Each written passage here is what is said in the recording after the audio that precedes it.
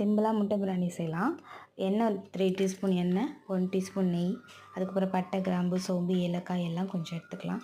அது வெந்து வந்ததும் கொஞ்சம் கலர் வந்ததும் ஒரு பச்சை மிளகா, வெங்காயம் இதெல்லாம் சேர்த்துக்கலாம். அதுக்கப்புறம் இஞ்சி பூண்டு பேஸ்ட்டு சேர்த்துக்கலாம். அதுக்கப்புறம் தக்காளி சேர்த்துக்கணும்.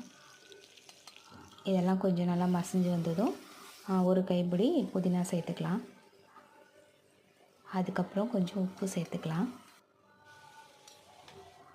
இதுக்கு தேவையான மிளகாத்தூள், மஞ்சத்தூள், காரத்துக்கு ஏற்றவாறு சேர்த்துக்கலாம். இதை நல்லா மிக்ஸ் பண்ணிக்கணும். மிக்ஸ் பண்ணிவிட்டு அதுக்கப்புறம் நமக்கு வந்து முட்டை உங்களுக்கு எத்தனை தேவையோ அத்தனை எடுத்துக்கலாம். எனக்கு 3 முட்டை தேவை, அதனால் 3 எடுத்துக்கிறேன். 3 பேருக்கு செய்கிறேன். 3 முட்டை. அது நல்லா மசாலா பிரிஞ்சு வந்து முட்டை போட்டு தண்ணி 3 டம்ளர் வச்சு 1 டம்ளர் அரிசிக்கு மிக்ஸ் பண்ணி கொத்தமல்லி போட்டு 3 விசில் விட்டு எடுத்தால் முட்டை பிரியாணி ரெடி.